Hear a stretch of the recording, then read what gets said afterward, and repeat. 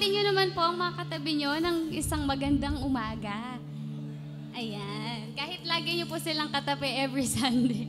Ayan. So, truly po, no, every Sunday, excited tayo sa magiging topic natin, no, sa story ni Esther. Actually, parang first Sunday pa lang pag gusto na natin malaman ano nangyari hanggang huli, no, sa kwento ni Esther. Pero, yun nga po, no, every Sunday or every day po, no, tayo ay na-excite talaga na makapakinig, no, marinig ang salita ng Diyos sa buhay natin. And, kagaya po ni Esther, no, sa kwento po ni Esther, ang daming sitwasyon po, no, na naranasan niya, ang daming mga problema, no, or mga pagsubok, no, na nadaanan man niya sa kwento, no. Pero nakita po natin kung paano siya nag-response dun sa situation niya, no. And kagaya po natin, no, noon pa lang sa panahon ni Esther, nandiyan na ang gabay ng Diyos, ang direksyon ng Diyos, no, sa buhay niya. Ganon din po sa buhay natin ngayon, no, na nandiyan pa rin ang gabay niya. At mas higit pa dahil nasa sa atin mismo si Kristo, no, na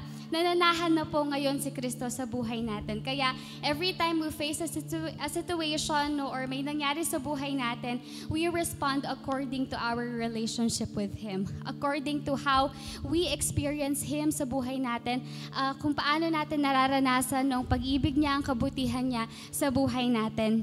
Kaya ang kailangan po natin sa araw-araw talaga, no, sa lahat ng aspeto ng buhay ay ang pag-ibig lang niya. Dahil ang pag-ibig niya ang siyang magbabago ng perspective natin in life, no, ang siyang magbabago kung paano tayo magre-respond sa situation natin, kung paano tayo magre-react, no, sa mga tao, no, sa sitwasyon natin. It is only through His love, no. And sabi nga po, no, from the inside out, na kung paano natin talaga nararanasan ang Diyos sa buhay natin, lalabas at lalabas yung sa atin, na hindi natin pinipilit, na hindi natin hinahadlangan, no, dahil lalabas at lalabas po yan. Ganon ka-powerful, no, kung ano na yung nasa spirit natin, yun po ang lakarin natin sa buhay natin. Kagaya po ni Esther, no, talagang she responded in faith, no, she responded to how she knows God in her life. No, ganun po tayo ngayon. Kilala na natin kung sino ang Diyos na meron tayo. That's why we are confident now to walk in the path, no, kung saan hinanda na ng Diyos para sa atin.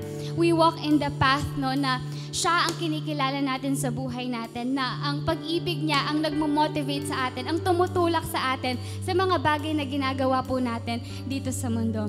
Ayan, that's why I invite everyone po to please rise up and let's continue to give glory and praise to our Lord. Hallelujah.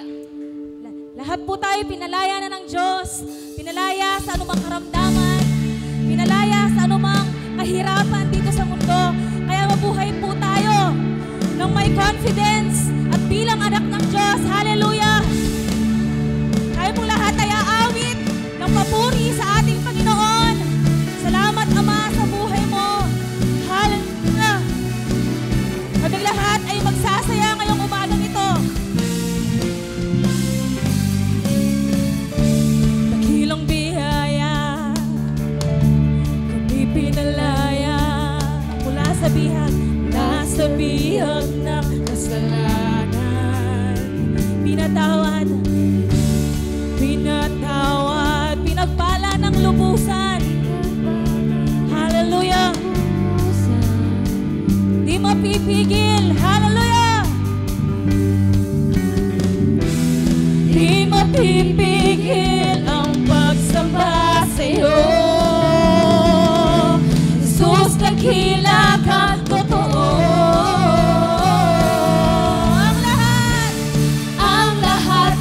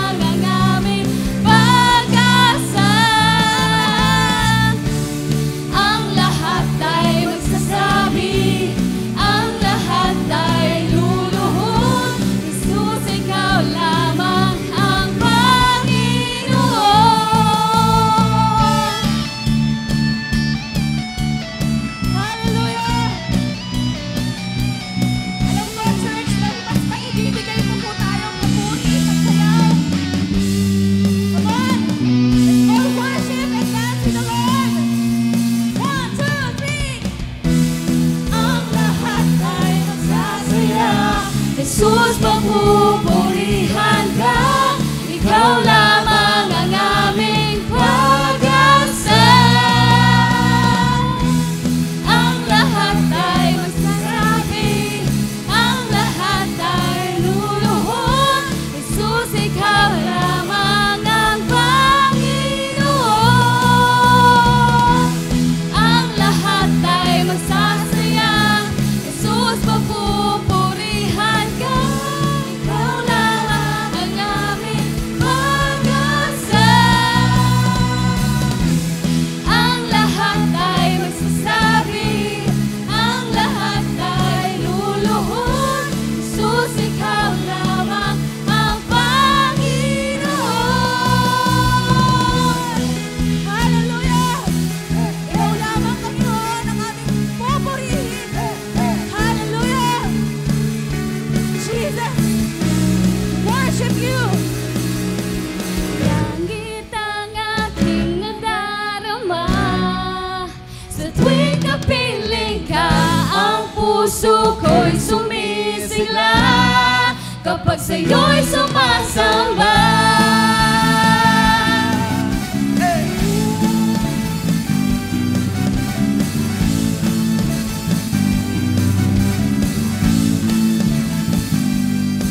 Ang kailangan ko ay pag-ibig mo sa Diyos sa buhay kong ito. Ang kagalakan mo'y kalakasan ko. Ikaw ang nais ko. Ikaw lamang ang pupurihin. Ang pangalan mo'y dadakilain. Wala na sa'yong maihahambing. Ang awit ko'y iyong dinggin. Langit ang aking nadarama. Sa tuwing kapiling ka, ang puso ko'y sumisigla.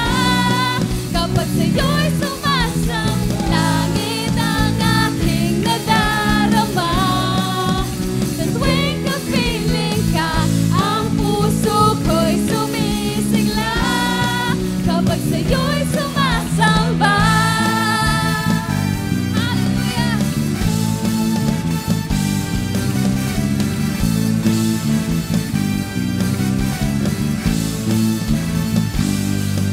Ang kailangan ko ay pag-ibig mo, O Diyos sa buhay kong ito. Ang kagalakan mo'y kalakasan ko. Ikaw ang nais ko. Ikaw lamang ang pupurihin. Ang pangalan mo'y dadakilain. Wala na sa'yong maihahambing. Ang awit ko'y iyong dinggin. Langit ang aking nadarama. Sa tuwing kapiling ka, ang puso ko'y sumisigla. Kapag sa'yo'y sumasamba, langit ang aking nadarama. Sa tuwing kapiling ka, ang puso ko'y sumisigla. Kapag sa'yo'y sumasamba. Hallelujah! Come on, church! Tayo sumayaw at sumigaw ng papuri para sa Kanya. Hallelujah!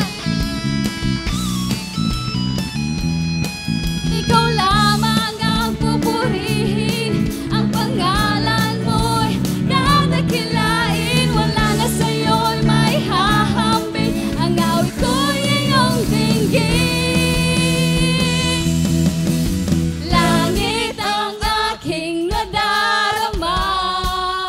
Sa tuwing kapiling ka, ang puso ko'y sumisigla. Kapag sa'yo'y sumasam, langit ang aking nadarama. Sa tuwing kapiling ka, ang puso ko'y sumisigla. Kapag sa'yo'y sumasam, langit ang aking nadarama. Sa tuwing kapiling ka, ang puso ko'y sumisigla. Kapag sa'yo'y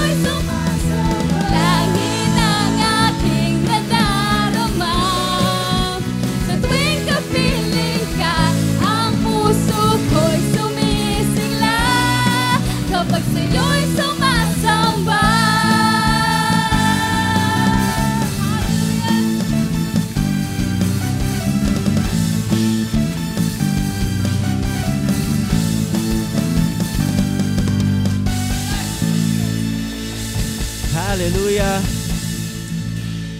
Praise your name, God. Thank you, Lord. Thank you, Jesus.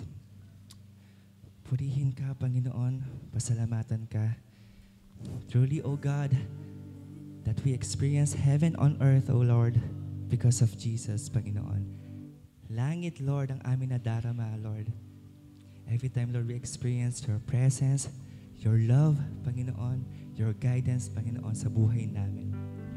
Kailanman, Panginoon, hindi ka nawala, hindi nawala ang pagmamahal mo, hindi nawala ang paggabay mo, and buong buhay namin, Lord, mararanasan ang katapatan mo, ang kadakilaan mo, Lord, sa buhay namin. What a privilege, O Lord, to glorify you, to honor you, Lord, with all our hearts, Panginoon. We pour our hearts, O God, in everything, Panginoon. Kaya nararapat lamang, Lord, na mapurihan ka at mapasalamatan ka. Hallelujah, Jesus. Thank you, Lord.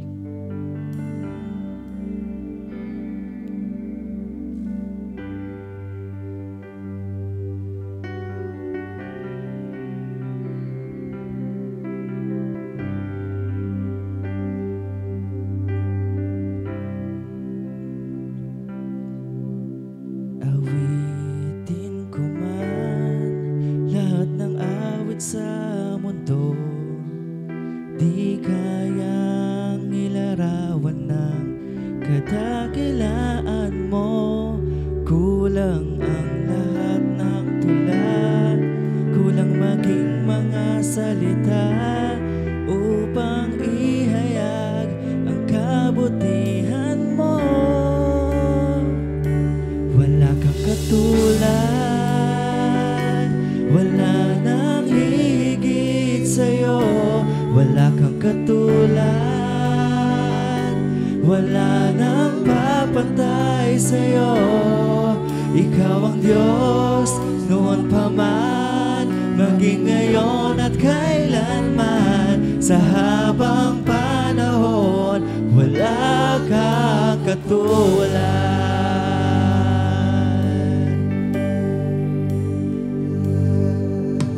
Awitin ko man lahat ng awit sa mundo, di kayang ilarawan ng kadakilaan mo. Kulang ang lahat ng tula, kulang maging mga salita upang ihayag ang kabutihan mo. Wala kang katulad, wala nang hihigit sa'yo. Wala kang katulad, wala nang kapantay sa'yo. Ikaw ang Diyos noon pa man, maging ngayon at kailanman. Sa habang panahon, wala kang katulad. Wala kang katulad, wala nang hihigit sa'yo. Wala kang katulad, wala nang papatay sa'yo. Ikaw ang Diyos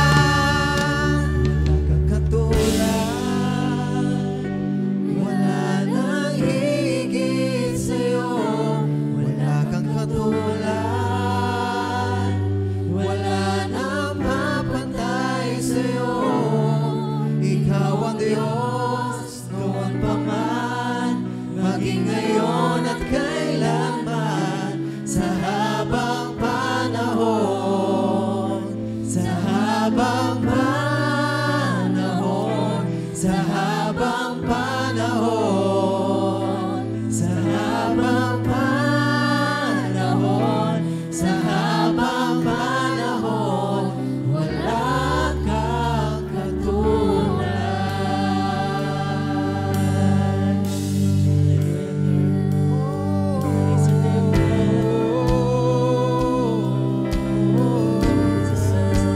Glorify you, God. Praise your name, Jesus. Wala kang katulad, Lord, sa buhay namin. Thank you, Lord. Praise your name, God.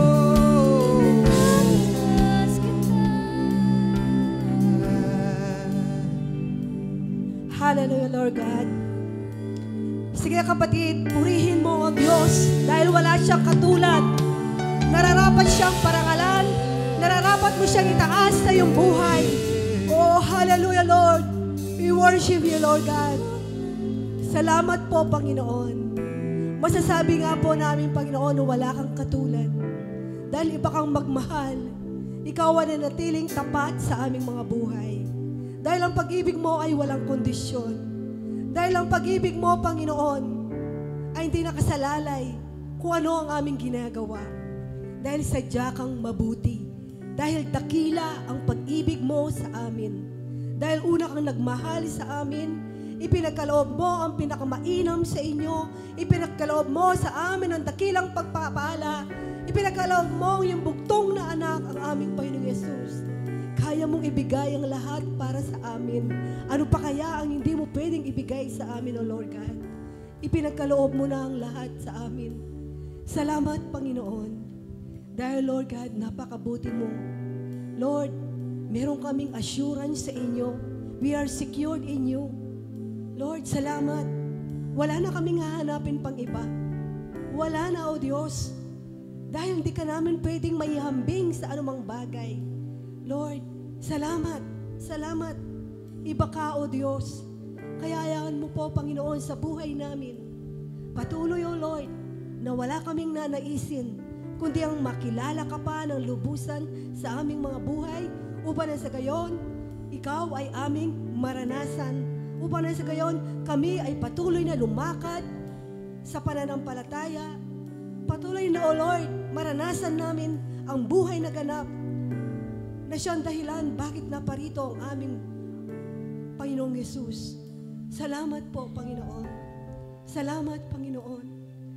Alam ko po, Panginoon, sa oras pong ito, sa umagang ito, Lord, alam po namin, Lord God, panibagong kapahayagan na naman ang siyang aming mararanasan. Panibagong kapahayagan na siyang mag-empower sa amin, na siyang patuloy na magmumulat sa amin sa katotohanan, na siyang patuloy na magpapalaya sa amin, Lord God. Salamat sa anak mo na gagamutin mo sa umagang ito. Alam ko ang kapangyarihan mo, ang anointing mo, ang wisdom mo, ang siyang kanyang mararanasan sa umagang ito. At kami na makikinig, Lord God, nakahanda ang aming mga puso. Dahil, Panginoon, kami mga parang usa na huhaw sa iyong mga salita. Dahil alam po namin, Panginoon, kayo ang magbubusog sa amin. Dahil alam po namin, Panginoon, ang mga salita mo ang siyang patuloy, Lord God, patuloy na nag-empower sa amin, nagpapalakas sa amin, para makita namin ang patuloy, Lord God. Kami ay mag-stand kung who we are, kung sino kami, kung sino na kami bilang inyong mga anak. Ang mga salita mo siyang patuloy na nagpapaalala that we are blessed, we are favored, Lord God, na kami ay patuloy na nabubuhay sa inyong biyaya. Salamat po, Panginoon. Salamat dahil sa pamamagitan ng inyong mga salita, patuloy ka naming nakikita kung gaano kalawak, gaano kalalim ang pag-ibig na inukol mo sa amin. Purihin ka, Ama, pasalamatan sa pangalan ng aming Panginoong Yesus. Amen.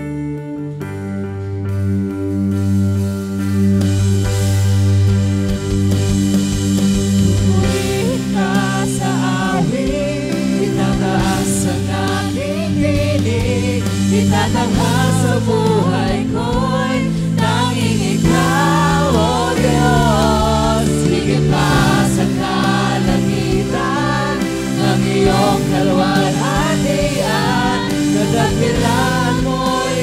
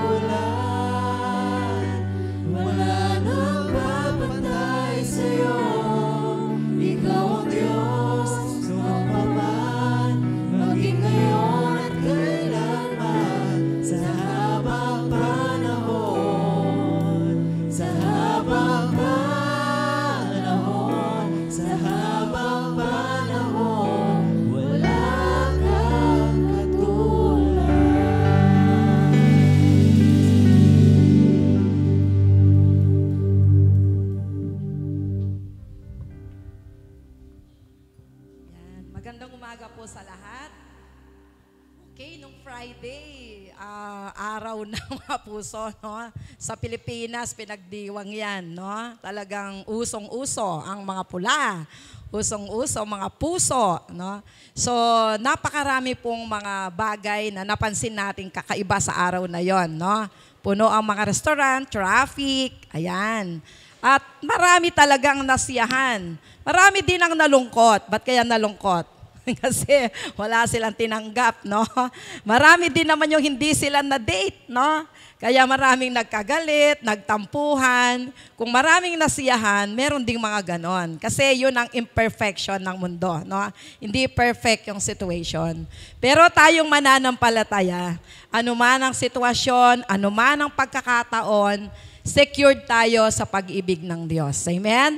Sapagkat alam natin kung gaano kataas, kalawak, kalalim ang pag-ibig ng Diyos sa atin. No? Kaya nga tayo talagang feeling secured at totoong secured sa kanyang pag-ibig.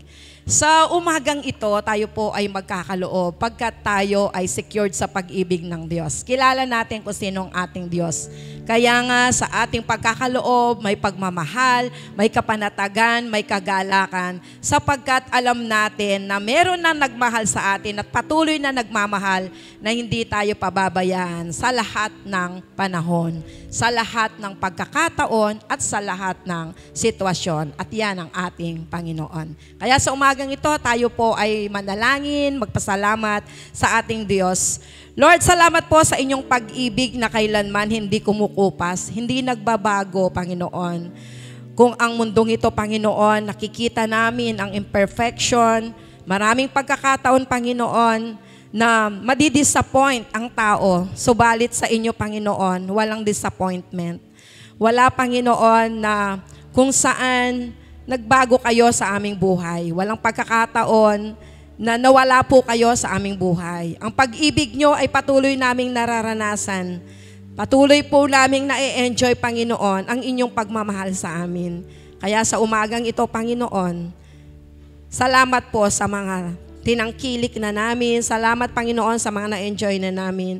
At salamat din po, Panginoon, sa mga darating pa. Pagkat alam namin na ang Diyos namin hindi nauubusan, kundi sapat siya sa aming mga buhay. Kaya ang kasapatan mo, ito, Panginoon, ang aming tungtungan upang sa lahat ng panahon, Panginoon, kami ay magkakaloob ng buong galak, buong kasiyahan, pagkat alam namin na may Diyos kami na hindi kami iniiwan. Salamat po, Panginoon, sa mga trabaho. Salamat, Panginoon, sa mga negosyo. Salamat, Panginoon, sa lahat, Panginoon, ng mga bagay na ipinagkaloob mo sa amin. Ang kalakasan, ang karunungan, upang sa gayon, Panginoon, magamit namin upang mapagtagumpayan ang lahat, Panginoon, ng mga kinakaharap namin. Kaya salamat, O Diyos, pinupuri ka namin, dinadakila, pinasasalamatan sa pangalan ng aming Panginoong Yesus.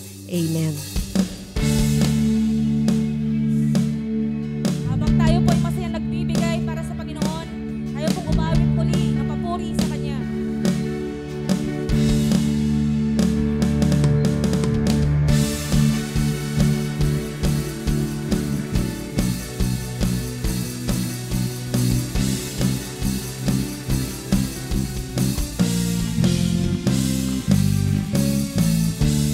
Dakilang biyaya, kami pinalaya mula sa bihag ng kasalanan. Natawan, pinagpala ng lubusan, di mapipigil. Okay, bago po tayo mag-welcome, meron lang po tayong announcement. Ngayong araw po, Feb 16, lahat po ng youth, yan, inaanyayahan po nila kayo, no? Sa fellowship po, Love is Knowing God and Knowing Love. Mamaya po yan after ng service natin, 11 a.m. Lahat po ng youth, magtaas ng kamay. Amen. Lahat po ng youth, please stay po after the service. And welcome lang po natin ang ating mga kapatiran na ngayon lamang po nakadalo sa ating gawain. Welcome. Pag po natawag yung pangalan nyo, maaari po bang kayo ay tumayo para ma-acknowledge po namin kayo. Brother Mark Padunan from Bloomfield. invited by Sis Rhoda. Ayan, ayun po siya nasa likod. And Sis Jacil Venuya from Bloomfield, invited by Sis Rhoda rin po. Hello po. Next po is si Sis Francisca Rosales from Pulong Kakutod, invited by Sis Dory. Good morning po. And kay Sis Maria Lopera from Pulong Kakutod, invited by Sis Dory. Ayan, welcome po kayo sa gawain ng Panginoon at alam po namin na hindi ito ang una at huli na makakasama po namin kayo sa gawain ng Panginoon. Tayo pong lahat ay tumayo. Let us welcome one another. Ang lahat ay magsasaya, Jesus, papupurihan ka. Ikaw lamang ang aming pag-asa. Ang lahat ay magsasabi, ang lahat ay luluhod. Jesus, ikaw lamang ang Panginoon. Ang lahat ay magsasaya, Jesus, papupurihan ka. Ikaw lamang ang aming pag-asa. Ang lahat ay magsasabi, ang lahat ay luluhod. Jesus, ikaw lamang ang Panginoon.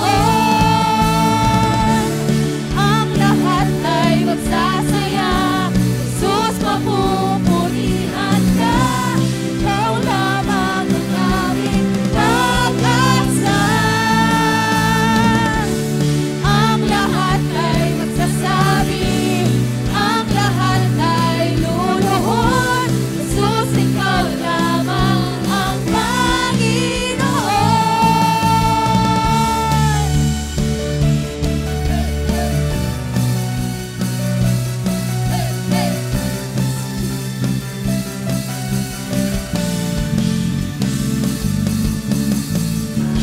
Hallelujah.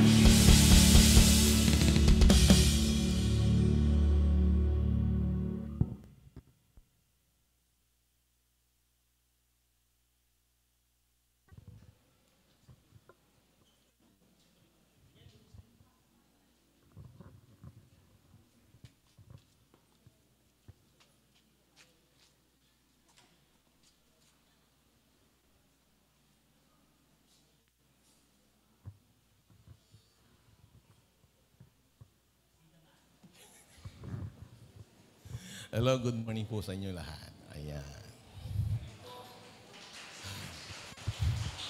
Mabuti ang Diyos, kailanman hindi tayo pababayaan. Ano man ang mangyari sa mundo, may Diyos na lagi nakatunghay sa iyo. Hindi lang siya nakatunghay, siya ang Diyos na kumikilos sa buhay natin para ma-overcome natin ang anuman takot pangamba ng mundong ito. Amen po ba? Well, ginosopan mo ko magsalita. Okay, ang ating 1 year natin, yung for such a time like this. So yan ang ating tatalakayin sa mga taon na ito. Okay, next slide. Okay, yung recognizing one's purpose to where you are now. Okay, sa aking tatalakayin sa umagang ito. Yan. One's attitude say it all. Nahaman's indignation to Mordecai. Yung galit, ngit-ngit, poot, paghihimutok, paghihimagsik ni Haman kay Mordecai. Sa chapter na ito, na chapter 5, ito ang verse na to ang siyang nagdala sa akin para imbestigahan, parang soko para imbestigahan ano ba ang nangyari sa mga sinaunang mga talata nito. Okay, ito ang nagdala sa akin, nais ko muna basahin dito. Ang araw na yun, masayang-masayang silang lumabas sa palasyo si Haman. Ngunit sumilakbo na naman ang kanyang galit nang matapat siya kay Mordecai na nasa may pintuan papasok sa palasyo. Ni hindi man lamang ito tumayo o nagbigay galang. Ito ang verse na to ang siyang nagtulak sa akin. Siya ang nagbigay ng masidhing pagnanasa na malaman ang mga unang pangyayari. Ano ang dahilan? Ano ang plano? Ano ang nasain? Ano ang natatagong hiwaga sa taong ito? Kaya nais ko ngayon magbigay ng konting emphasis sa next slide natin. Okay? Balikan na tayo, konting tayong umatas lamang sa kasaysayan. May 3-4R ang Israel. Kapag ang Israel ay nagkaroon ng rebellion, anong klaseng rebellion ito? Ang hindi pagsunod o hindi pag-obey o hindi pagdinig sa kalooban ng Diyos, nagkakos ng rebellion ang Israel. Pagkatapos, yung retribution, yung tinatawag na tinignan ko sa internet is kastigo. Pero nais kong ibigay na yung panas dito. Naalala ninyo, nung si Moses nakikipaglaban ng mga Israelites, habang tinataas ni Moses ang kanyang kamay, dalawa ni Caleb at ni Joshua, hindi sila natatalo.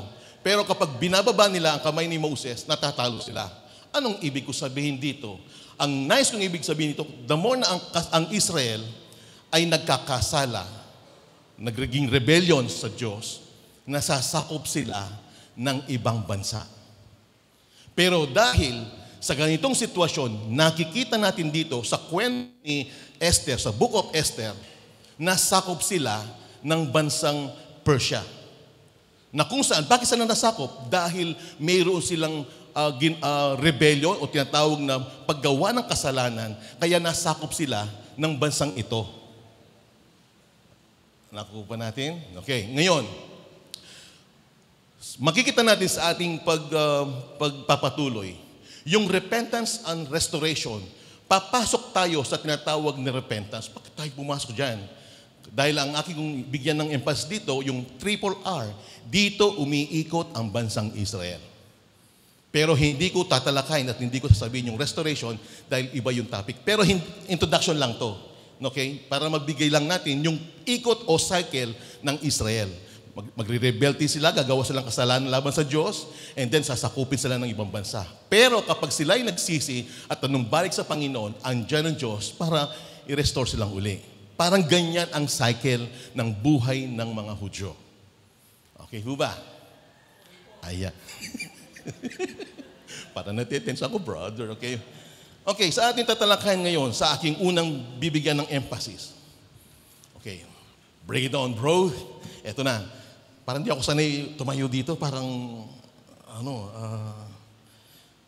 okay, number 1, yung sabi yung once attitude, stay all. Yung attitude dito, kapag ang tao, nalaman mo yung ugali niya, parang nababasa mo na yung buong pagkatao niya. Halimbawa, makita ko Sister G, yan. Parang nababasa ko na yung pagkatao niya. No? Si Pastor Francis, Pastor G, nababasa mo ang tao. No? The more na sila yung magsalita, the more sila ay mag-act. Yan, hindi gagawin yan. Alam mo, hindi gagawin tao yan. Dahil ang tao yan, kilala ko yan. Dahil yung attitude ang siyang nagpapahiwatig kung sino ang tao. Katulad ni Mordecai, katulad ni Queen Esther, katulad ng king, katulad ni Naaman. Nakikita natin yung mga character na yan, nakikita mo ang kanya-kanya mga ugali. Anong ugali ba ng hari? Ano ba yung ugali ng reyna? Anong ugali ba ni Naaman? At ano ugali ni Mordecai?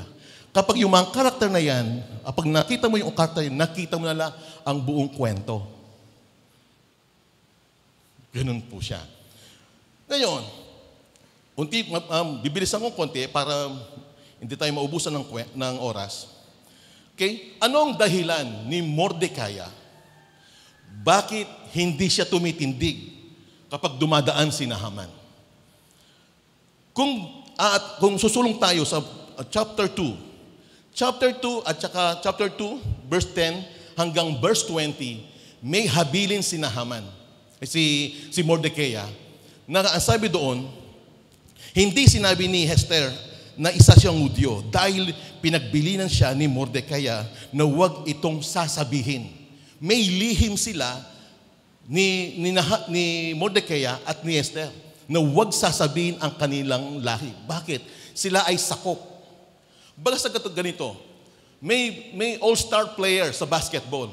dapat Pilipino lang. Filipino all-star lang. Mga Pilipino lang dapat. Walang sasali ng mga foreigner. Ang dating sa eksenang ito, para makasali sila sa pageant, nilihim nila ang kanilang identity para makapasok sa pageant na to. Nakapasok siya.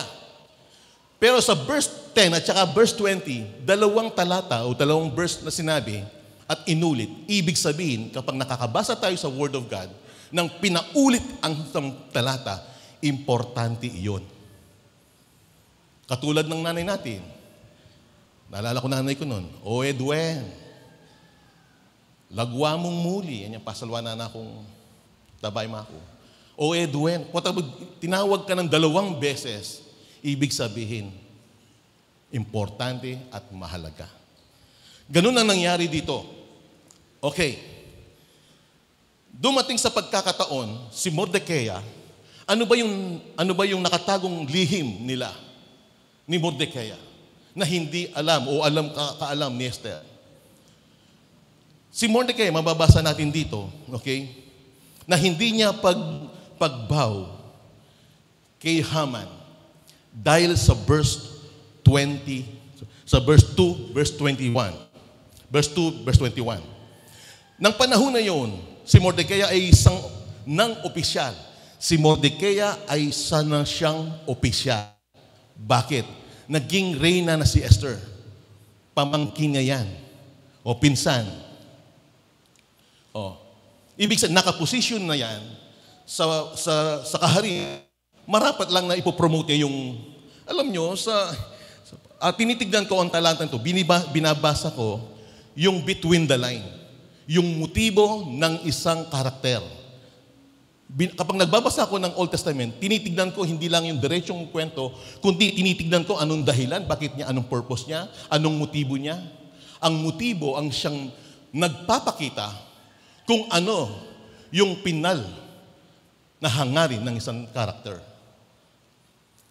Na-promote si Mordecai na gatekeeper nung umupo si Reyna.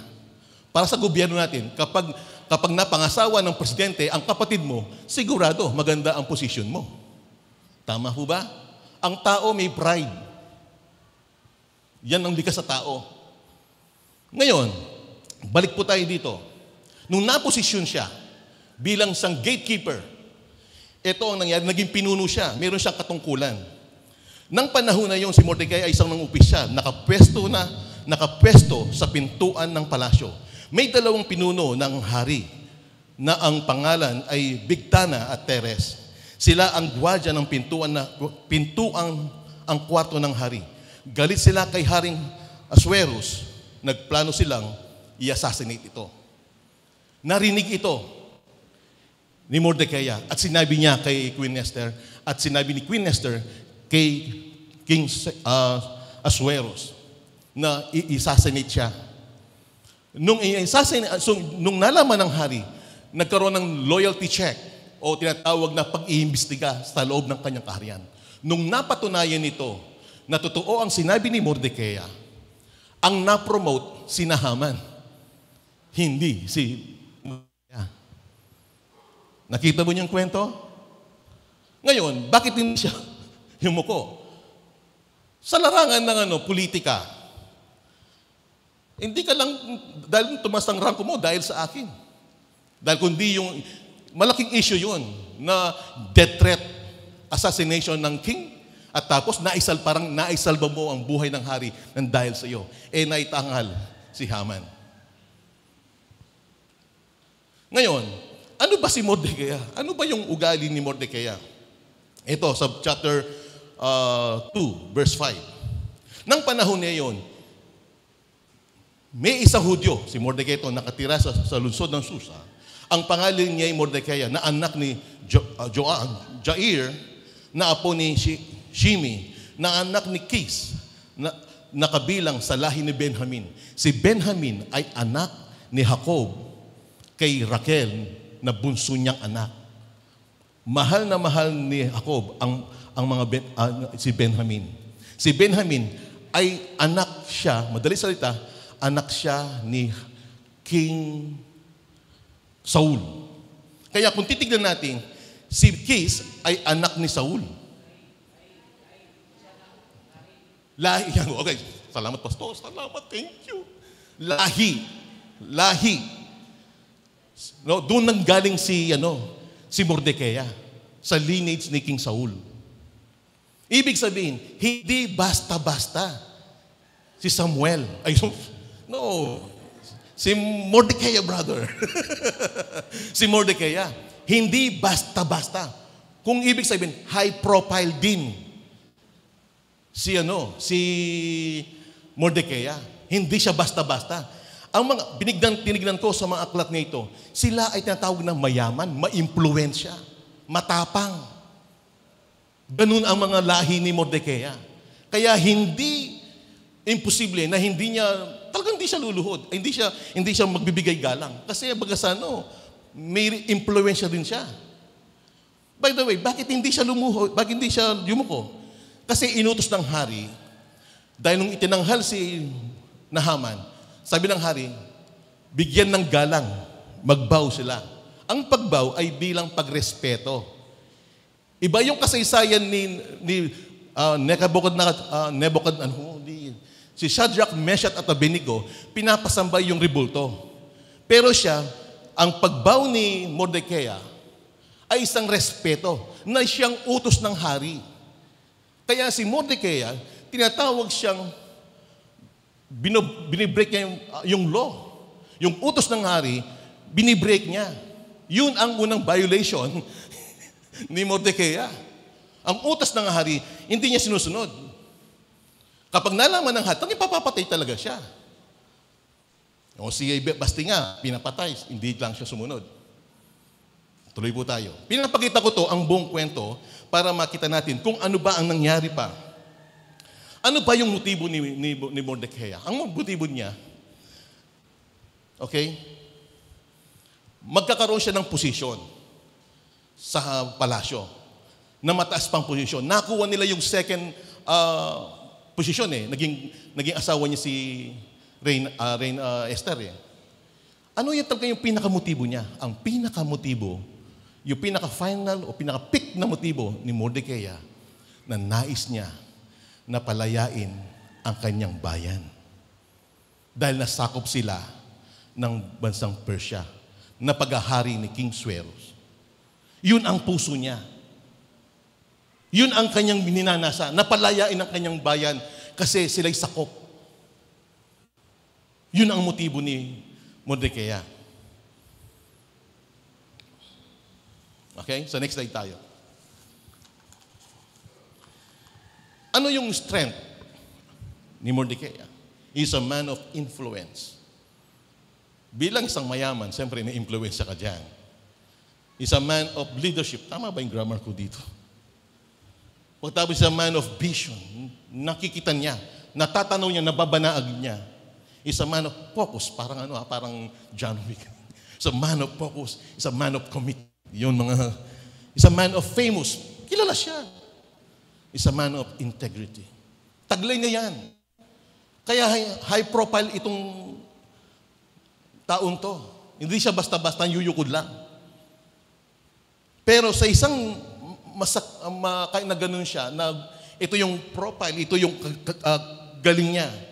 Ito yung mga titulo niya na kung saan qualify siya na pwedeng ilabas ang mga Israelita sa kamay ni King Cyrus. Pero dito siya nabigo. Sa next slide natin makikita. Dito siya nabigo. When Mordecai learned of all that he had been done, he torn his clothes, put on a sackcloth, ashes, and went out to the city wailing loudly and bitterly. Akala niya yun ang mga degree niya. Akala niya yun ang makakapagpalaya sa kanyang bayan. Pero bigo. Kapatid ko sa Panginoon, hindi ang degree mo ang siyang makakatulong sa iyo para makaranasan mo ang Panginoon sa buhay mo. Hindi ang titulo mo na pwedeng magpabago sa buhay ng anak mo. kundi ang Diyos lang. Hindi mo kaya dahil meron kang ganito, meron kang kagalang-galang ka na tao. Parang baguhin mo ang sitwasyon. Hindi. Ang bansang Pilipinas, yung bayan natin, marami nang sumubok na baguhin ang sistema ng mundo ng ating bansa. Pero bigo pa rin sila. Nagpapalitan lang ang mga mukha, pero siya pa rin ang nakaupo. Mukha lang ang nababago, pero yung sistema andun pa rin. Maraming magagaling, maraming mayayaman, maraming may degree, may integridad sa bansa natin, pero hindi na bago ang bansa natin. Diyos lang ang makakagawa nito. At ako'y naniniwala, sa magitan ng mga Kristiyanong pasibol ngayon, mangyayari na muling babangon ng ating bansa. Para makabayan ako ngayon. Pero totoo, Diyos lang ang pwedeng magpabago sa ating bansa. Ikaw at ako ay mayroon kang bahagi. Meron tayong lahat bahagi. Kaya minsan pa ang Panginoon. Amen. Okay. Konti na lang. Okay. Bakit? Si Mordecai, nung naranasan ninyo, ang pagpunit ng garments o damit ng isang tao sa pan ng mga Hudyo, ito'y malalim, mapait, masaklap, masakit at mahapding na mangyayari sa isang tao. Na ang lahat ng plano niya, mula kay paglihim sa lahi nila kay Queen Esther, hanggang sa panahon na kung saan ginagawa niya ang lahat ng paraan, bandang dulo, nabigo siya. Yun ang iniiyak niya. Ibinigay niya, ibinuhos niya lahat. Ang lahat niyang alam, lahat ng kanyang kaya, maging ang kanyang buhay, ibinuhos na niya. Wala pa rin nangyari. Parang si Mordecai ay para siyang paminta sa kalagay na yon. Bakit, Pastor, para paminta? Durog na durog siya.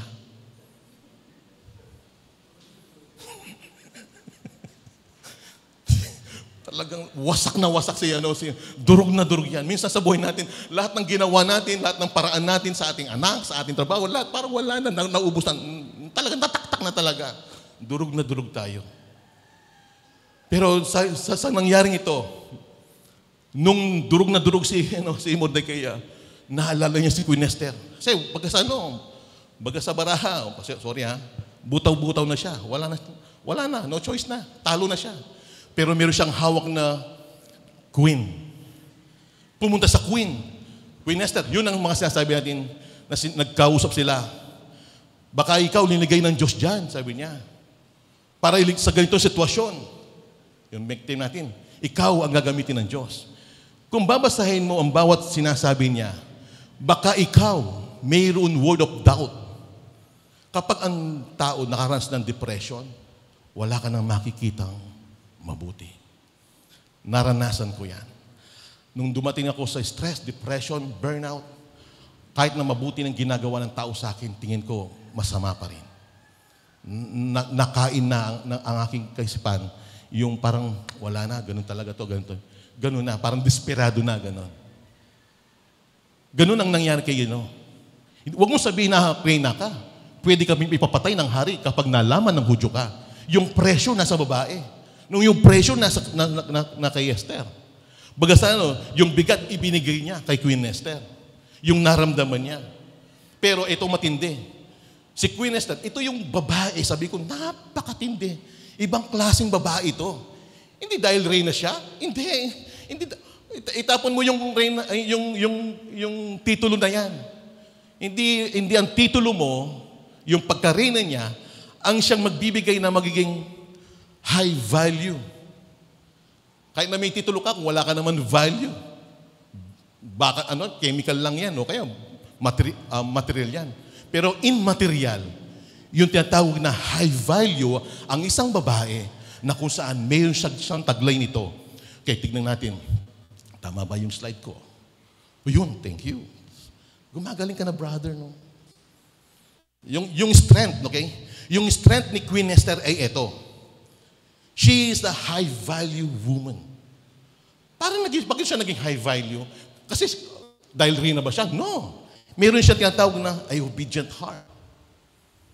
No? Ano mang tinutos naman ni Mordecai? At sinusunod niya. Beauty and brain. Marami ngayon mga pangapatid, beauty and brain. Okay? Pero with a good spirit, somehow, wala sila. Yung good spirit dito, yung tinatawag na mayroon siyang tuwiran direct na ugnayan sa Diyos. Kaya kung sasabihin yung pressure, yung bigat, ipapataw sa isang reyna o isang babae, kung hindi siya, kung wala siya nito, no? Tinatawag na, she is a woman of fire. Pag sinabi niya yon, dahil patay kung patay. Pangalawa, is a woman of wisdom. Bihasa siya, marunong siya. Yung pagbihis niya sa harap ng hari, na harap sa hari, tapos magsusuot siya ng napakagarbo. Hindi lang yung damit ng material na yun. Ang pagsuot ng magagarang damit ng isang tao o ng isang babae, hindi para ipalandakan niya sa hari na, ito, magandang damit ko. Hindi. Hindi yan ang purpose niya. Ang pagsuot na magarang damit, it is a sign of respect. Dinirespect niya ang hari. Hindi siya harap sa hari naggulagulot ng damit.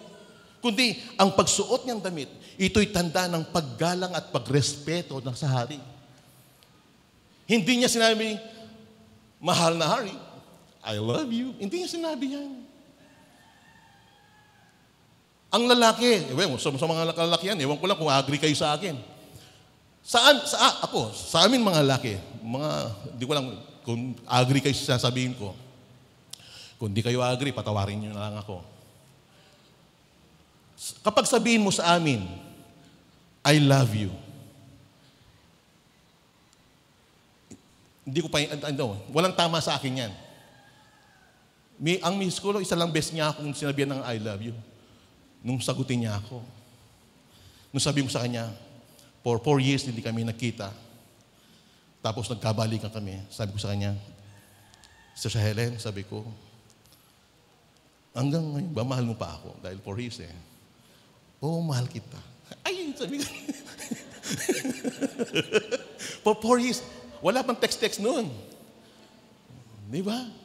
For 5 years. Doon ko lang narinig na, at saka yung kasal namin, nung si Pastor Gerald, malubang ito, yes. Doon ako lang, dalawa lang ako narinig na I love you. Pero sa mga lalaki, yung I love you, hindi masyadong tama sa amin yun. Sa akin yun. Ang malaking epekto at nakaka-touch sa puso namin, sa puso ko, yung respect. Yung respect ang kailangan namin. Hindi yung matamis mong I love you. Kapag nirespeto mo kami, yun ang definition namin na mahal mo kami. Kapag nirespeto nyo kami. Amen, mga lalaki. Amen, brother!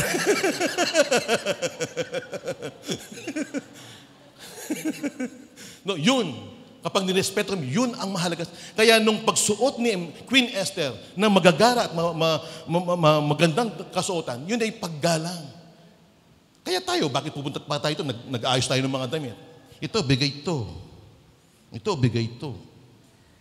Ito, bigay itong medyas na to. Bigay ito lahat. Ito, binili ko ito sa ukay-ukay. Ito, bigay ito. Bakit sinusuot natin yung pinakamagarbo, maganda? Oh. Kasi rinirespect natin ang gawain. Okay? Okay, next slide tayo. Nung si Mordecai, ibinigay niya yung habilin na to. At sabi ni Queen Esther, mag-ayuno kayo. And then nag-ayuno sila within 3 days. Nung si Mordecai ay nag-fasting sila within 3 days. Si Mordecai, para siyang paminta. Hindi na siya durog na durog, kundi buong-buo na siya. Bakit? Ang bumubuo sa kanya, hindi yung degree niya, hindi yung pinanggalingan niya, hindi yung galing niya, hindi yung influence niya, hindi yung kayamanan niya, ang nagpabuo sa kanya.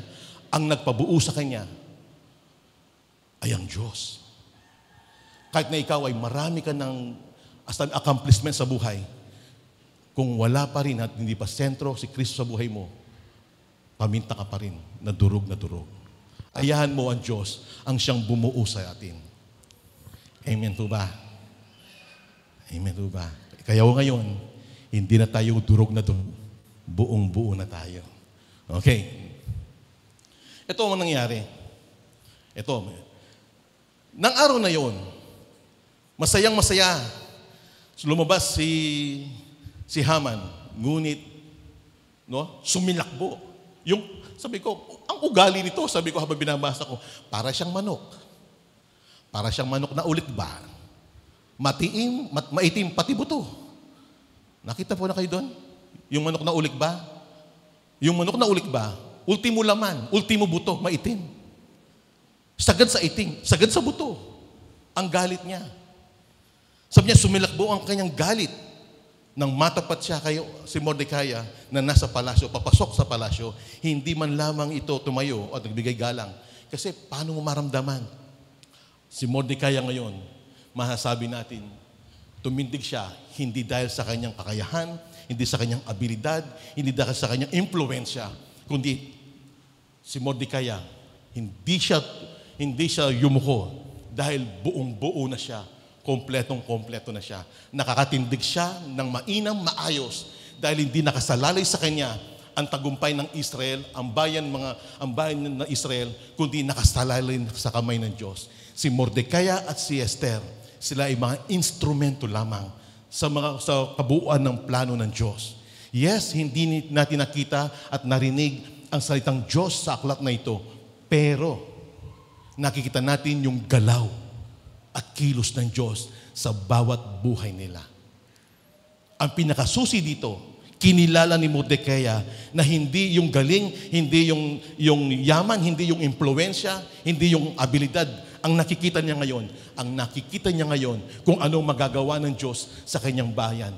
Kung mahal ni Mordecai ang bansang Israel, ganyan din, higit na mahalaga ang sa Diyos ang bansang Israel. Dahil yan ay pinili niyang bansa sa panahon na yon. Amen po ba? Okay. Next slide po tayo. Ito. Gayunman sabi niya, nagtimpi lamang siya at patuloy na umuwi. Pagdating sa bahay, tinawag niya ang kanyang asawa, si Ceres, at ang kanyang mga kaibigan. Next slide. Ipinagmalaki niya sa mga ito ang kanyang kayamanan at maraming niyang anak at pagkataas niya sa katungkulan.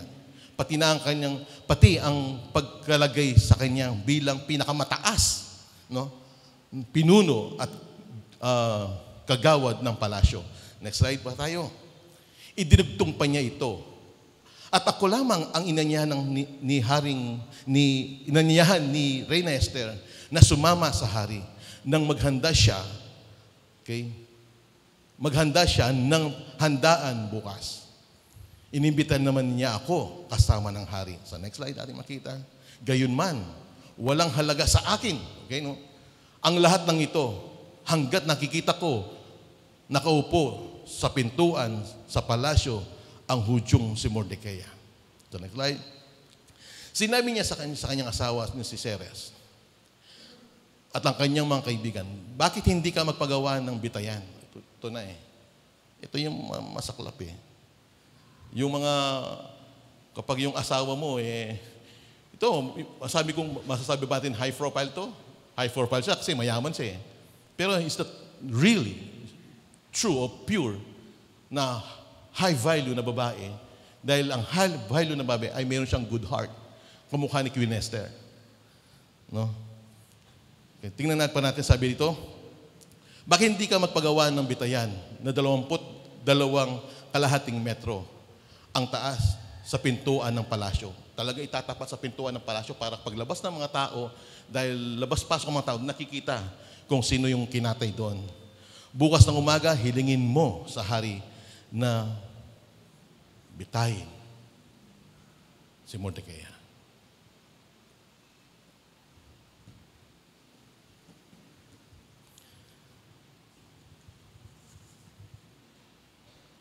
Ang ugali ng tao ang siyang nagsasabi kung sino siya.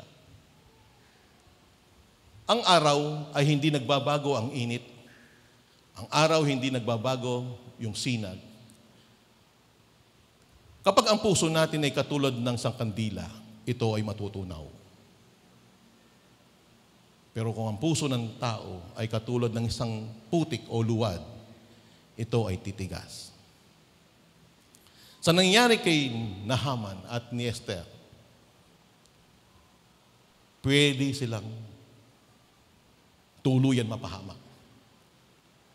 Pero nung kinilala nila ang Diyos, na sila ay nag-ayuno, ang pagpapasting ay pag-ayuno ay pagkilala para makita mo ang gawa at kilos ng Diyos. Yun ang ginawa nila. Nakita nila sa ganun, sa mga panahon na kagaya nito, sabi niya, ng mga matindi at masakit at masaklap at mapait na karanasan, bumalik at lumapit sila sa Diyos. Ang puso nila ay nagmelt, naging malambot, katulad ng isang kandila. Pero si Mordecai, dahil ang ugali niya, ang siyang nagsabi kung ano ang pagkatao niya, ang puso niya, tuluyan itong tumigas, katulad ng isang luwad. Sa pagkakataon sa buhay natin, kapag tayo ay dumadaan sa ganitong at iba't ibang klase ng pagsubok, ano ang ating unang-una at marapat na gawin? I-take for granted natin ang salita ng Diyos o lumapit ka sa Panginoon? Alam natin, ang mga bawat kapaitan, nangyari man sa bansang Israel, na sila ay masakop ng bansang Persia, sa pangangalaga na Queen Ahasuerus, ni King Xerxes, hindi yan kagustuhan ng Diyos. Dahil nangyari yung mga bagay ito, dahil sa katigasan ng ulo ng Israel.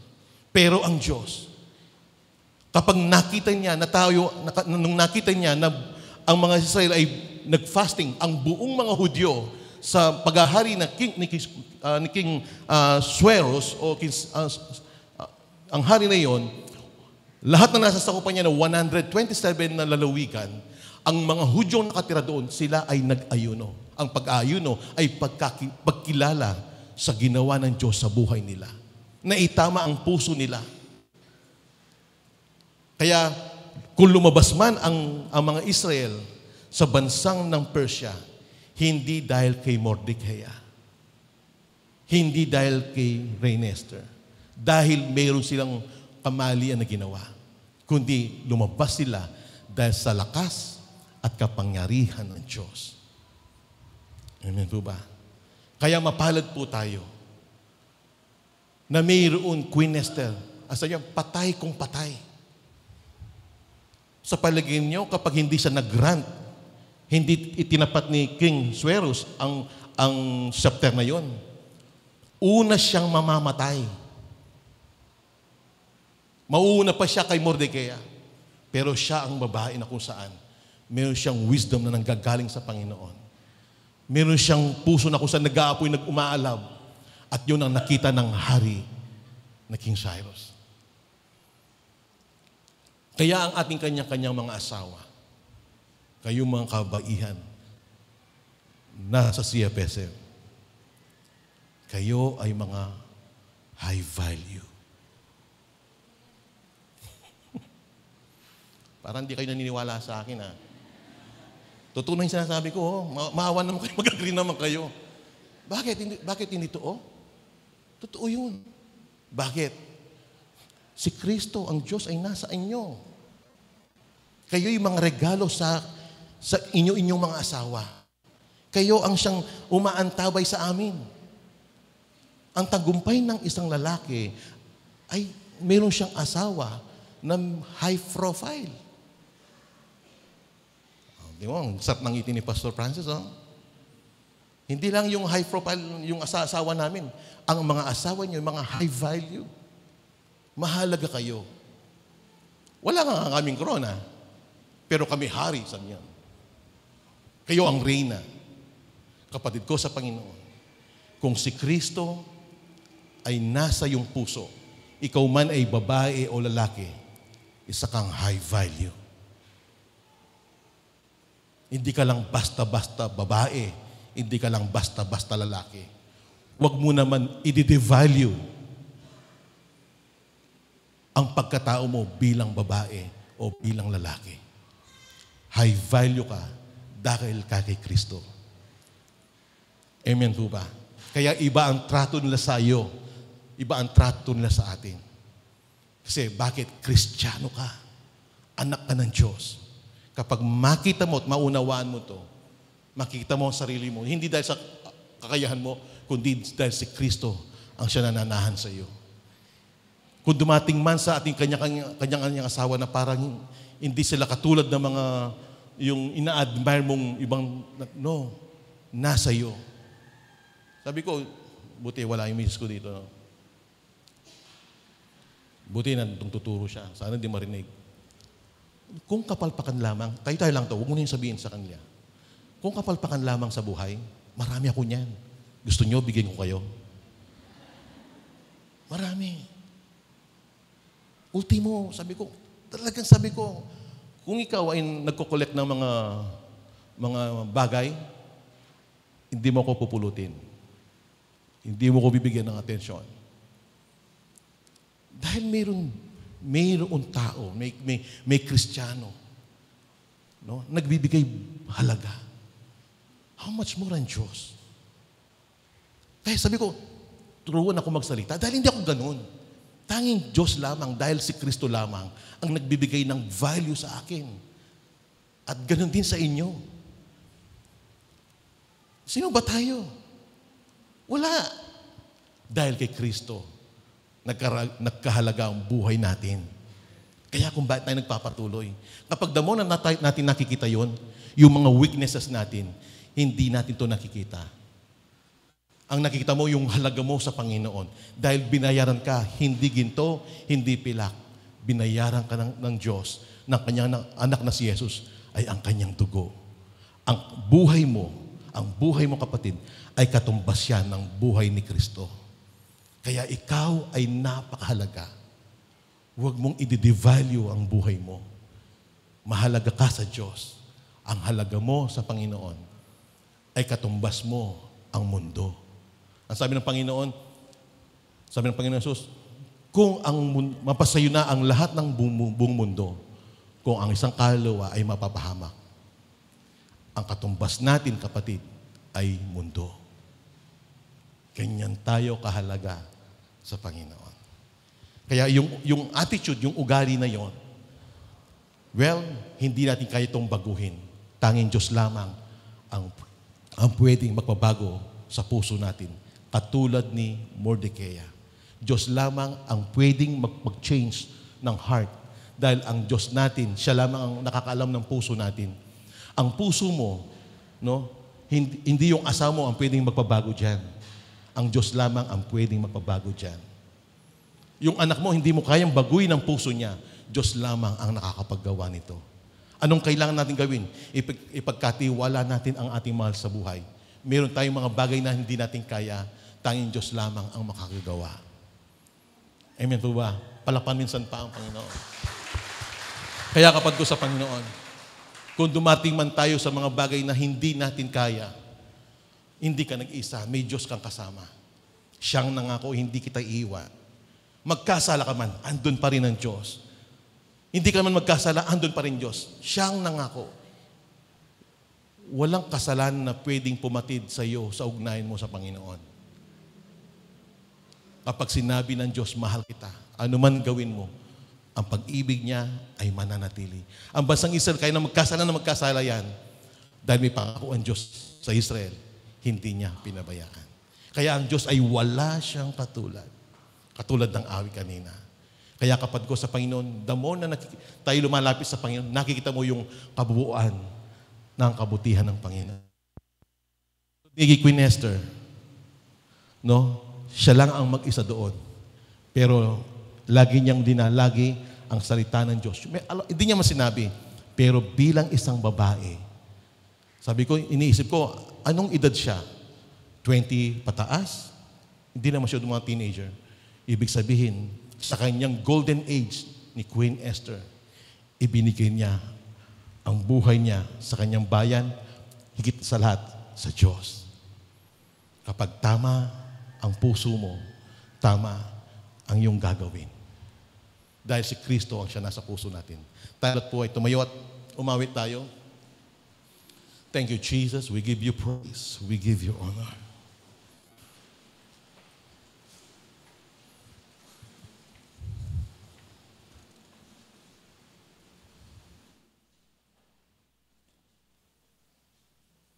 Alam nyo, nung bandang huli, nasabi ko ito,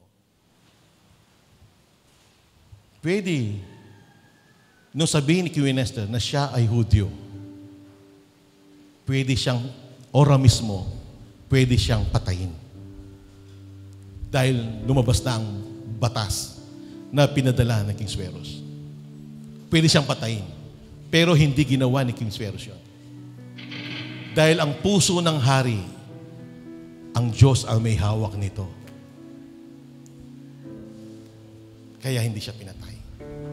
Kapatid ko sa Panginoon, ang puso ng iyong anak at puso ng iyong asawa, ang Diyos ang may hawak nito. Ang sabihin mo lang, Panginoon, ikaw na ang bahala sa aking mga anak at asawa. Ikaw ang humipo sa kanilang mga puso at maramdaman nila kung gaano sila kamahal. Tayo mawit, wala kang katulad. Oh, we give you praise. Wala nang hihigit sa'yo, wala kang katulad. Sabihin mo, kapatid. Wala nang mapatay sa'yo, ikaw ang Diyos, noon pa man, maging ngayon at kailanman, sa habang panahon, wala kang Minsan ba wala kang katulad? katulad. Isigaw mo, kapatid. Katulad, wala nang hihigit sa'yo, wala Thank you, kang Lord. katulad, wala nang mapatay sa'yo, ikaw ang Diyos, noon pa man, maging ngayon at kailanman, sa habang panahon, sa habang panahon, sa habang panahon, sa habang panahon, sa habang panahon, wala kang katulad. Praise God. Kami makaupo na. Muli pa tunay na ang salita ng Panginoon ay patuloy na usap sa bawat isa sa atin at ang Panginoon ang siyang patuloy na ating babigyan ng papurihan at pasalamat sa ating Panginoon. Amen po ba? So, salamat sa Lord din kasi yung mga pamilya niya at tunay pa ng mga ginagamit ng Panginoon, ito talagang ang Panginoon na siya kumikilos at siya nauusap sa bawat isa sa amin bilang kami po ay tagapag-aral ng salita ng Panginoon. Amen? Okay. So, nakita po natin ang kwento. So, sabi po sa title, Haman's Indignation to Mordecai. So, ang pinapakita po ng mensahe ng Panginoon ay yung kanyang attitude, kanyang saloobin, kanyang paniniwala, kanyang pagtingin sa buhay. At siya po ay may indignation. Ang ibig sabihin ng indignation, yung pong pot, yung pong galit. Kaya, ba't ganun lang ang galit ni Haman kay Mordecai? Dahil ang kanyang paniniwala na si Mordecai ay isang salot sa kanilang lipunan. No? At siya po ay di yumuyo, itibatayo, nagbibigay ka lang. Kaya galit na galit si Haman. Dahil lahat ng tao ay gumagalang sa kanya, liban kay Mordecai. Kaya nandun ang kanyang galit, ang kanyang pride, no? Ang tao ito ay isang isa po siyang salot sa kanyang buhay. Hindi siya rin-respeto. So, anong reason ng hindi pag-respeto niya? Mordecai, ay masabi mo natin ang background niya, ay pong, dahil po siya Hudyo, nandun yung kanyang isa rito, ay kanyang kultura, kanyang paniniwala, siya po ay hindi dapat sumasamba sa tao. Hindi sumasamba sa kanino. Kasi sabi ng Bible, ni Isay, walang dapat sabihin na isang father. Yung po nasabi ng Bible, ama, no? Wala isa man nagsabing, Father, Father. Ang title niya, Father. Kundi ang isa lang ang Father, kundi ang amang nasa langit. Kaya po, sa buhay ni Haman, ay lumilitaw kung ano laman ng puso. Sabi nga po ng Matthew 12:34, kung ano laman ng puso, yun din ang lumalabas sa bibig. Kaya kung ano laman ng puso natin, kung ito'y pride, kung ito'y galit, kung ito'y pot, pwede po yung tago natin mga ilang araw. Pero pag isang tao, ipatuloy mo sa kasama, lilitaw ulit. Kasi may mga taong ipokrito. Nagpapaditaw na hindi sila galit, nagpapaditaw na hindi sila pupuot, hindi sila nanginggit. Pero eventually, pag ang tao lagi mo kasama, anong laman ng puso ay talagang lalabas kanya. Kaya napakaganda ng mensahe natin. Ang yun ang ating attitude. Ang pananaw ni Haman na si Mordecai ay isang salot. Dahil salang panahon noon pa man, salang story, na ang mga Israel at mga Hudyo at mga Amalekite, si Haman kasi Amalekite siya. Sila po noon pa ay nagkagalitan, pagkaway yan. Kaya hanggang sa Susa, ay pwede natin masasabi na kaya galit na galit si Haman ay yung pong hindi lamang niya pagyuko, pagtayo, kundi yung mayroon silang kaisipan na kung saan sila kalaban ang bawat isa. Kalaban si Mordecai. Kaya po lumitaw ang laman ng kanyang puso. Kaya po yung kanyang indignation, no? At sabi nga po, kapag ikaw may pride, may inggit, lilitaw. Sabi nga po ng nabanggit ni Pastor Aldi sa verse 11, no? Na kung saan nung umuwi si Haman, ibinalita niya sa kanyang mga kaibigan at sa asawa niya ang pag-anyaya ni Esther, no? Yan natungayan natin nung chapter 4, no? Galit na galit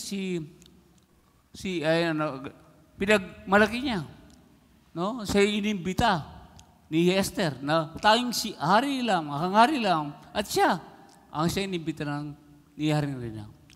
Yun yung pinagmamalaki niya. Ang kanyang kayamanan, ang kanyang posisyon, kanyang tinasa ng hari. So, hindi po pinagmalaki ni Haman ang bagay niya. Pero mayroon po isang regret. Meron siyang lulungkot. Verse 13. Sabi na Haman, ang lahat na ito ay walang kwenta. Nakikita kong buhay po. Nakikita ko si Mordecai. So, nandun, no? Nasa kanya lang lahat. Wala siyang hanap pa. Pero meron pa rin po siyang dissatisfaction. Hindi pa rin po siya satisfied sa kanyang buhay. Kaya isang tao may igit, may kataasan, at ang nakatingin siya kung ano nakikita niya, ay talagang wala pong satisfaction ng tao. Wala po siyang magbibigay na totally, meron siyang kasiyahan, yes, siya, 2, 3, ilang buwan, pero kapag nag-iisa siya, ang tao talagang siya'y puno ng kasamaan sa kanyang puso, madilim ang kanyang pagtingin sa kanyang buhay, sa kanyang sarili, ay tinatas niya, ay yun po, wala siyang satisfaction. Kaisa-isa lang ang isang tao, nasa kanya na lahat, pero hindi pa rin daw siya masaya. Sabi po na verse 13. Hindi pa rin siya masaya. Kaya mga kapatid, talagang nandun yung frustration, nandun yung disappointment sa buhay ng tao. Kapag tayo ay namuhay sa karnalidad, hindi tayo namuhay sa spiritual. Kaya pag ang tao ay nabubuhay sa mga sarili niya, sa kanyang tagumpay, sa kanyang inggit, at sa buhay sa mundo ito, tunay po na lagi na doon, na prostrated siya sa iyong buhay. Wala siyang kasiyahan, wala siyang satisfaction, wala siyang firming emotion sa kanyang buhay. Dahil po siya ay nandoon sa kalalidad ng kanyang buhay. Kaya kapatid, sabi nga po ng aking verse sa umaga ito, sabi ng 2 Corinthians chapter 4, verse 13, sinasabi na kasulatan, sumasampalataya ako, kaya nagsasalita ako. Ganon din ang aming ginagawa, sumasampalataya kami, kaya nagsasalita kami. Kaya kung ano paniniwala mo, yun ang sinasabi mo. Kung ano laman ng puso mo, sa loobin, pagtingin sa sarili mo, ay yun ang iyong sinasabi. Kaya kapag inggit, kataasan, ang iyong na laman ng puso, kadiliman na laman ng puso, nasasabi mo lagi sa iyong sarili at sa mga ibang tao, ang patungkol sa mga bagay-bagay na kuno laman ng iyong puso. Kaya kapag ang laman ng ating puso ay bagay na kandad at sarili at sinasabi na, may sakit ako, may problema ko, meron akong may pangailangan. Yes, totoo yan. Pero pag yan po, ang lagi po nating binabagi sa ating sarili, ibig sabihin, ikaw ay namumuhay sa kalidad sa iyong buhay. Kaya kapatid, palitan mo ito. Kapag sinasabi natin, hindi ko kaya. Tunay po, hindi mo makakaya. Dahil hindi mo kinikilala kung ano, pinaniwalaan kung sino ka kay Kristo. Sabi nga po ng konteksto dito, chapter 4 ng 2 Corinthians, ay patungkol po sa kayamanan sa palayok. Ang palayok ay si mahina, ang palayok ay isa po siyang marupok. Yan po katawan natin. Pero hindi po nakapokus ang tao doon sa kanyang pagiging palayok, kundi doon sa kayamanan na nasa kanya. At ang kayamanan nasa atin ay ang Panginoon Jesus. Kaya doon tayo mapopokus. Kapag sinabi tayo, kaya natin ito, magagawa natin yan. Dahil hindi sa iyong sarili kaya, kundi dahil sa Panginoon nasa iyong buhay. Amen? At sabi natin, mayaman ako. Hindi dahil ayok tinatakalik, kaya ka mayaman. Kundi ang sinasabi mayaman ka, dahil ikaw ay mayroong Kristo. Kristo ay mayaman, kaya ikaw ay mayaman. Amen po ba? Kaya yun ang sabihin natin, yun ang ikumpisan natin, yun ang tignan natin, paniwalaan natin sa buhay. Ako'y magaling na. Magaling na. Hanggat hindi natin paniluan na ka magaling na, hindi palag gumaling ako. Tumayo ako at matuwid ako. Magaling na ako. Hindi po. Magaling na ako. Ay pininiwalaan ko sa Kristo, sa kanyang kamatayan sa krus, sa kanyang mga latay, ako'y magaling na. 2 Peter chapter 2 verse 4. Kaya po hindi kapag may pera ka, nagkaroon ng pera, ay pinagpala ka na pa. No, kahit wala kang pera, pinagpala ka pa rin pa. Dahil ang Panginoon ay nasa iyo ang buhay. Kaya kaya mo ang lahat ng bagay sa mundo because of Christ in your life. Kaya yun ang ating kumpisal. Dahil yun ang laman natin puso. Kaya po, panatilihin natin pagkinig. Napakalaga ng pagkinig. Ang GE natin, ang ating pagbabasa ng Bible ay napakalaga. Para sa ganun po, yun po ang isang may tanim lagi sa ating mga buhay. Dahil sa araw-araw, marami tayong na-encounter problema, marami tayong na-encounter ng pangailangan, marami tayong na-encounter ng mga tao. Pero kapatid, yan ay laban natin sa sarili, kundi laban natin sa magitan ng salita ng Diyos. Salita ng Diyos, hindi lang nabubuhay sa tinapay, kundi sa bawat salita ng mumutawi sa Kanya. Kaya kapatid, ikaw ay tunay ka pong high value, pinagpala, pinagaling ng Panginoon, at tunay na ikaw ay mayaman, ikaw ay matagumpay, victorious sa buhay mo. Paano victorious? Na puro palpak, huwag sabihin niya, huwag sabihin puro ka palpak. Yes, totoo yan. Pero palitan mo, ako ay matagumpay dahil kay Kristo. Sa iyong buhay, ikaw ay isang palayok.